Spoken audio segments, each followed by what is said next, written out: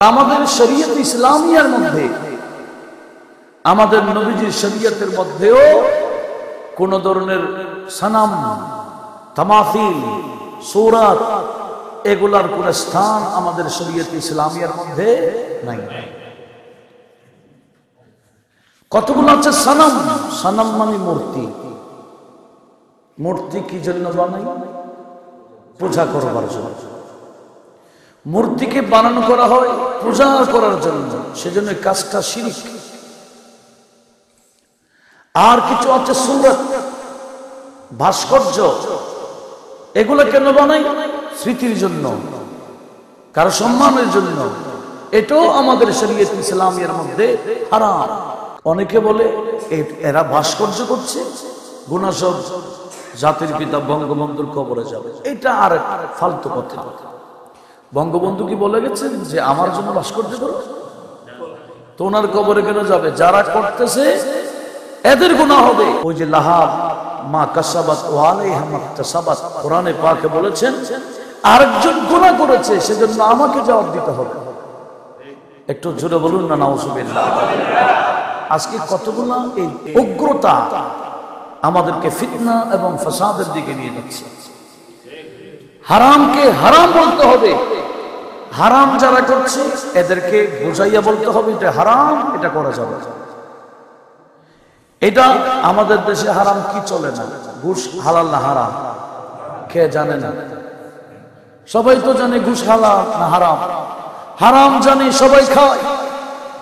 সুদ হারাম সবাই জানে, সবাই খাচ্ছে।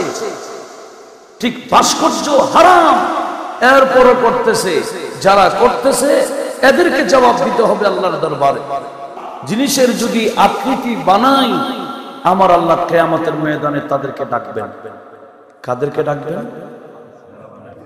যারা বানাইছে তাদের। দেখে কি বলবেন? এই বন্দারা, দেখি রূহ তো এই আকৃতি তো বানাইছো, এখন রূহ দাও। কি দাও? রূহ দাও। যতক্ষণ রূহ দিবে না, আমার নবীজি বলেন ততক্ষণ তাদেরকে আযাবের মধ্যে রাখা হবে। একটু আওয়াজ দিয়ে বলুন না নাউজুবিল্লাহ। মেরে কমলি ওয়ালে কি শান হি নিরালি है दू जहां का दाता।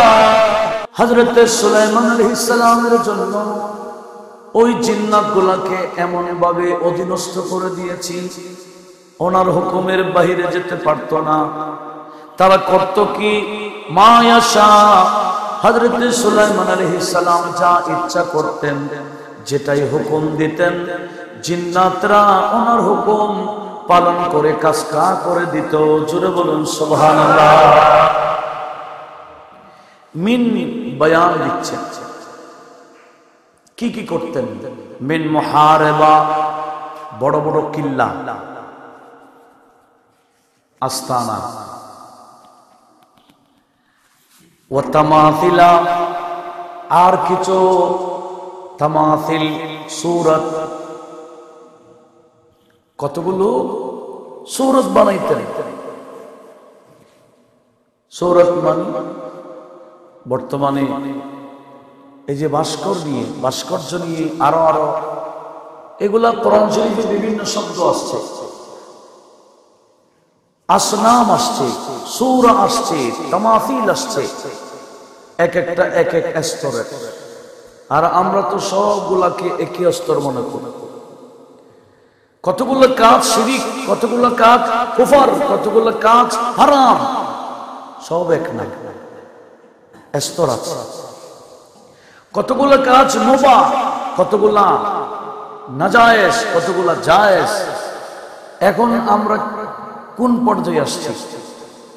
কোন স্টাডি নাই, বাস সবগুলাকে একই কাতারে নিয়ে আসছে। এগুলোর বয়ান তো কোরআনে পাকে সব আছে। কোনটা কোন স্তরে রাখবেন সেটারও ব্যাপার আছে। হযরত সুলাইমান আলাইহিস সালাম ইচ্ছা করতেন কি? যে সূরত বানানো হোক ওনার জন্য, বাস ওনার জন্য সূরত বানাই দিত। কারা? জিন্নাতরা।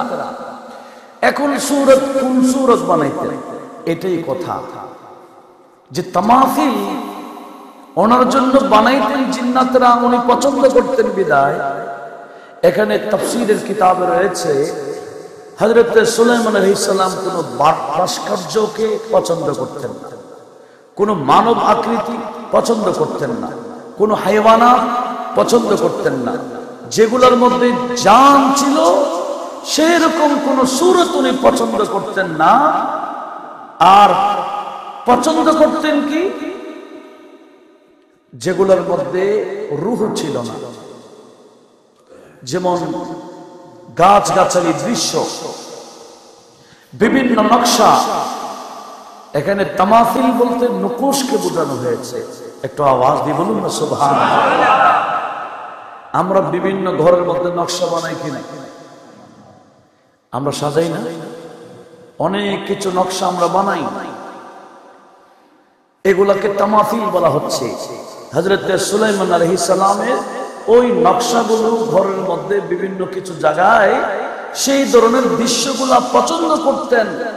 আর জিন্নাতদেরকে বলে দিলে ওই সূরতগুলা ওনারা বানাই দিতেন। একটু জোরে বলুন না সুবহানাল্লাহ।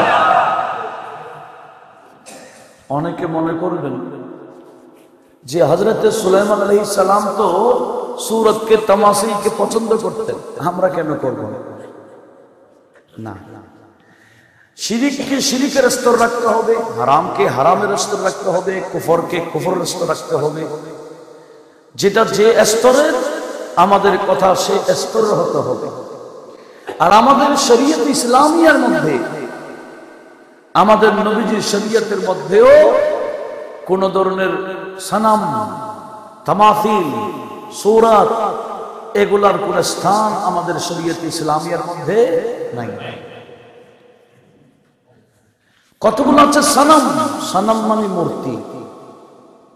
মূর্তি কি জন্য বানাই? পূজা করবার জন্য।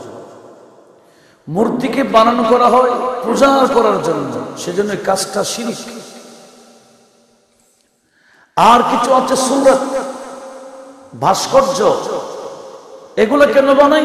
স্মৃতির জন্য, কারো সম্মানের জন্য। এটাও আমাদের শরীয়ত ইসলামের মধ্যে হারাম, করলে গুনাহ হবে। অনেকে বলে এরা ভাস্কর্য করছে, গুনাহ সব জাতির পিতা বঙ্গবন্ধুর কবরে যাবে। এটা আর ফালতু কথা। বঙ্গবন্ধু কি বলে গেছেন যে আমার জন্য ভাস্কর্য করো? তো ওনার কবরে কেন যাবে? যারা করতেছে এদের গুনাহ হবে। ওই যে লাহা মা কাসাবাত ওয়া আলাইহা মাকতাসাবাত, কোরআনে পাকে বলেছেন আরেকজন গুনাহ করেছে সেজন্য আমাকে জবাব দিতে হবে। একটু জোরে বলুন না নাউজুবিল্লাহ। আজকে কতগুলো এই উগ্রতা আমাদেরকে ফিতনা এবং ফাসাদের দিকে নিয়ে যাচ্ছে। হারামকে হারাম বলতে হবে। হারাম যারা করছে এদেরকে বুঝাইয়া বলতে হবে এটা হারাম, এটা করা যাবে। এটা আমাদের দেশে হারাম কি চলে না? ঘুষ হালাল না হারাম কে জানে না? সবাই তো জানে ঘুষ হালাল না হারাম। হারাম জানে, সবাই খায়। সুদ হারাম সবাই জানে, সবাই খাচ্ছে। ঠিক ভাস্কর্য হারাম, এরপরও করতেছে। যারা করতেছে এদেরকে জবাব দিতে হবে আল্লাহর দরবারে। সে ব্যাপারে হাদিসে পাকে আমার নবীজি ব্যাপকভাবে বলেছেন, মুত্তাফাক আলাইহি হাদিস, বুখারী এবং মুসলিমের হাদিস রয়েছে। সেটা কি?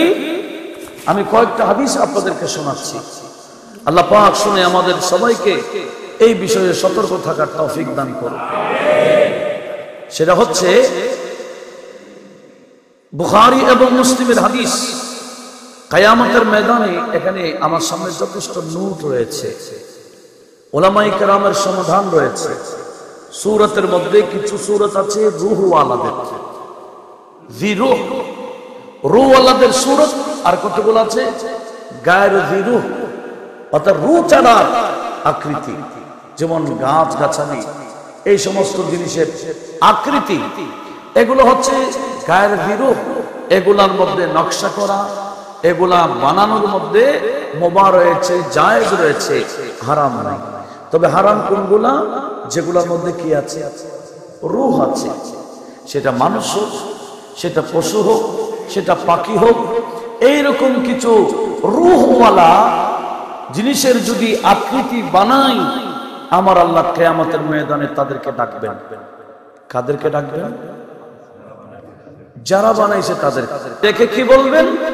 এই বান্দারা, দেখি রূহ তো এই আকৃতি তো বানাইছো, এখন রূহ দাও। কি দাও? রূহ দাও। যতক্ষণ রূহ দিবে না, আমার নবীজি বলেন, ততক্ষণ তাদেরকে আযাবের মধ্যে রাখা হবে। একটু আওয়াজ দিয়ে বলুন না নাউজুবিল্লাহ। আমাদের কাজ ওয়াজ করা, আর যারা শুনছে এদের কাজ হবে আমল করা। আমার আল্লাহ নবীজিকে বলছেন, লাস্তা আলাইহিম বিমুসাইতির। রাসূল, আপনার কাজ হলো পৌঁছাই দেওয়া কোনটা হালাল, কোনটা হারাম, কোনটা সওয়াবের কাজ, কোনটা গুনাহের কাজ। আলাইকা আল ইবলা, আপনার কাজ হলো শুধু পৌঁছাই দেওয়া। এরা হারাম কেন করছে না করতে পারবা না, এটাকে জোর করে বাধা দেওয়ার জন্য এই জিম্মাদারি আমি আপনাকে দিই। একটু জোরে বলুন না সুবহানাল্লাহ। লাস্তা আলাইহিম বিমুসাইতির, আপনাকে জোর করে কিছু করার দরকার নাই। এরা বাস আপনি রাস্তা দেখাই দিবেন, হালাল কোনটা হারাম কোনটা, এরাই আমল করবে। আপনি হারাম ঘোষণা দেওয়ার পরও যদি আমল করে, তখন তার সাথে আমার সাথে হবে। এখন আমাদের দেশে কিছু অগ্রতার কারণে ফিতনার দিকে নিয়ে যায়। একটু আওয়াজ দিয়ে বলুন না নাউজুবিল্লাহ। ইসলাম ধর্মের মধ্যে কোনো অগ্রতা, কোনো জোরপূর্বক কিছু, বাস তা'মুরুনা বিল মারুফ ওয়া তানহাউনা আনিল মুনকার। ভালো কাজে আদেশ দিতে হবে, খারাপ কাজ থেকে বারণ করতে হবে। তো নিষেধ করুন, সেজন্য নিষেধ করার পদ্ধতি আছে কি? কোরআন হাদিস দিয়ে আপনি নিষেধ করুন। এই আমলের দায়িত্ব এখন উদার হয়ে যাবে।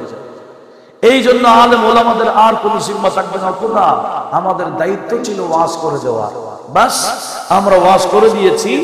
এখন তাদের আমলের দায়িত্ব ছিল, আমল করে নাই, এটা ওদের ব্যাপার। আমাদের জিম্মা আমরা আদায় করছি। আল্লাহ পাক সুবহানাহু ওয়া তাআলা সবাইকে এই বিষয়ে সতর্ক থাকার তৌফিক দান করুন। আসুন, কি বলছিলাম? সেদিন কিয়ামতের ময়দানে, এটা মুত্তাফাক আলাইহি হাদিস, বুখারী এবং মুসলিমে রয়েছে। আমার নবীজি বলেছেন, হযরত আয়েশা সিদ্দিকা রাদিয়াল্লাহু তাআলা আনহা থেকে হাদিস বর্ণিত, قال أشد الناس عذابا يوم القيامة الذين يداهون بخلق الله। কিয়ামতের ময়দানে ওই সমস্ত বান্দারা মারাত্মক আযাবের মধ্যে থাকবে যারা আল্লাহর সৃষ্টির আকৃতি বানাইছিল। জোরে বলুন নাউজুবিল্লাহ। যারা আল্লাহর সৃষ্টির কি বানাইছিল? কোন সৃষ্টি? যাদের কি আছে? রূহ আছে। এই বিষয়টা বুঝতে হবে। এরপর আরেকটা হাদিস, যে হাদিস কানা বুখারী এবং মুসলিম মুত্তাফাক আলাইহি হাদিস, হুজুর করিমের সাথ করেছেন, ইন্না আসহাবা হাদিস সুমার ইউআযাবুনা ইয়াওমাল কিয়ামা। যারা আকৃতি বানায় এদেরকে কিয়ামতের ময়দানে আযাব দেওয়া হবে।